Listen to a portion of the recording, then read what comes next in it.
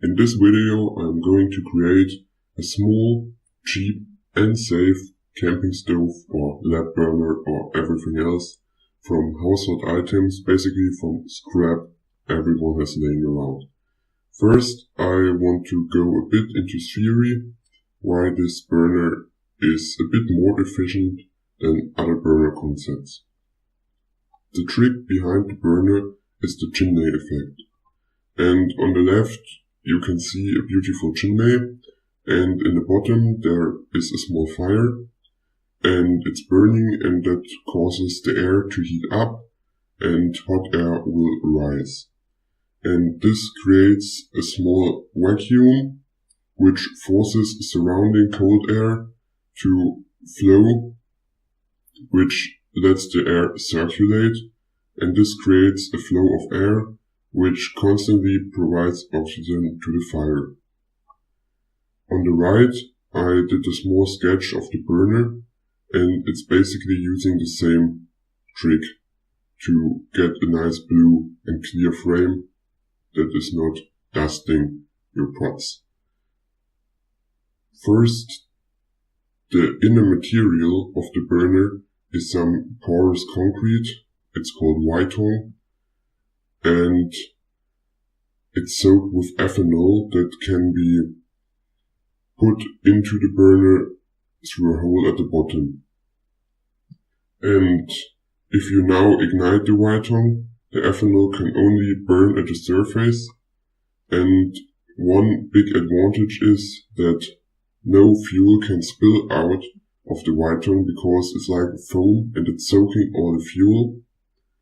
And additionally, it's an isolating and not flammable material, and as I already said, it only allows the fuel to burn at its surface.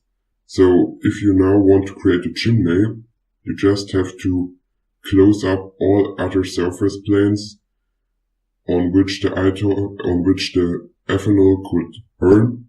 So you just allow it to burn inside your chimney, basically at the wall of your chimney. If the ethanol starts burning, it will heat up the air inside the chimney, which then rises, and cold air will flow back through the hole in the bottom, and this causes the air to circulate, which will provide oxygen to your burner flame. So how to make this? In this picture you can see everything you need to create this burner, and it's basically a cylinder of Whitong. I cut it out using a drill saw, and an old Coke can, and this beautiful do-it-yourself book, which is nearly 4 centimeters high, and it's used just as a standoff to cut the soda can using a knife. I start placing the book and a blade on top, and then turn the soda can to create a small carve in the wall of the soda can, which I later can cut with a pair of scissors or simply push it to break the wall and follow this line. Here you can see that I'm just pushing it and it will break exactly at the line, but later I thought it's more precise to use a scissor to cut this open. Make sure that you don't destroy the top because it's needed as well, and the bottom of the can will be the top of the burner later. If you mess a bit around with the middle section, that's no problem, because this will be disposed.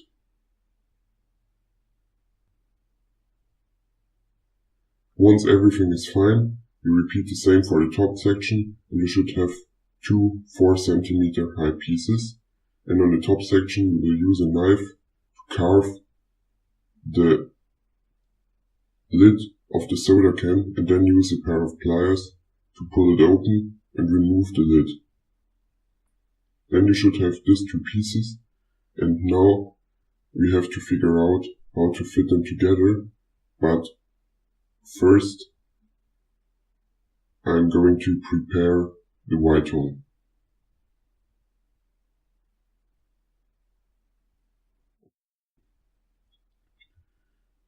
At very first I'm going to drill a hole in the top of the burner, you see the bottom part of the soda can will be the later lid of the burner, and this is basically the exit hole for the flame and the hot air.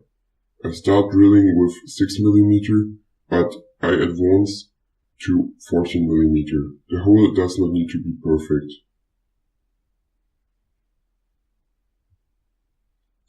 The same is repeated for the Whitehall cylinder, and this time I'm using the 14mm drill bit at the beginning because I don't think any pre-drilling is needed because Whitehall is such a soft material.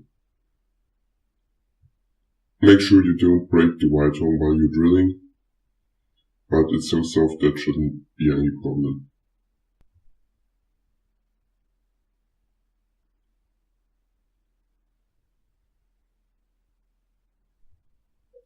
Once the Whitehall is drilled, we just have to prepare the casing to fit perfectly together and keep the Whitehall in place.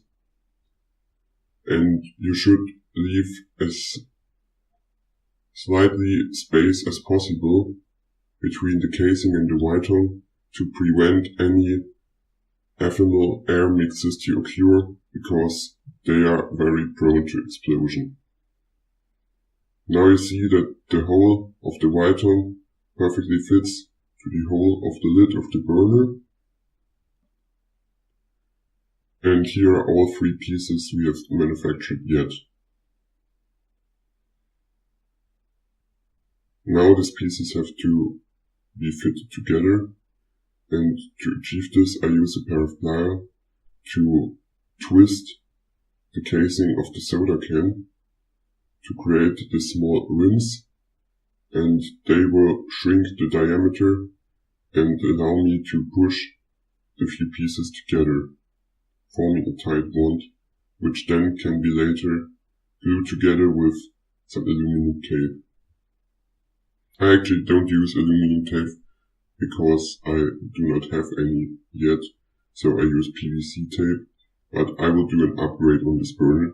This seems to be just a prototype version, and later on I will add a little standoff, and I will improve the fuel input, and I will seal everything with heat resistant aluminum tape, and maybe I will spray it because I don't like the coke design. So now the Whitehall is inserted, everything is sealed, and the burner is ready to be loaded. At the bottom you can fill in the fuel, but you have to make sure that you close up the bottom part later, because otherwise it will start to burn on the surface at the bottom and not inside the chimney.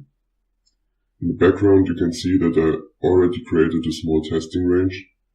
Always make sure that you put something inflammable underneath the burner, because the fuel is soaked into the Whitehall, but sometimes you spill a bit on the rim, or the fuel is not perfectly soaked in, and small drops of fuel will fall onto the surface and might spontaneously ignite.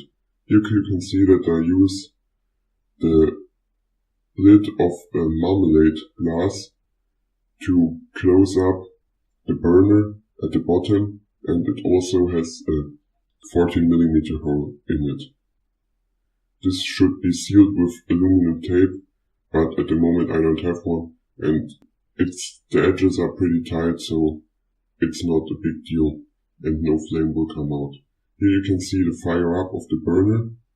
The flame is first a bit unstable and yellow at the top, and if the burner starts to burn for a while, the flame will settle and it will become clearly blue without any yellow flame impurities. That means that the inside wall of the chimney did heat up completely, and now you have a good air circulation and a full combustion.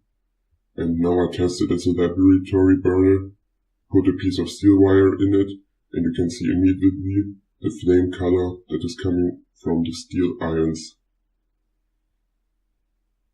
The blue frame is very hot and it won't dirt your laboratory equipment or your pots if you use it as stove.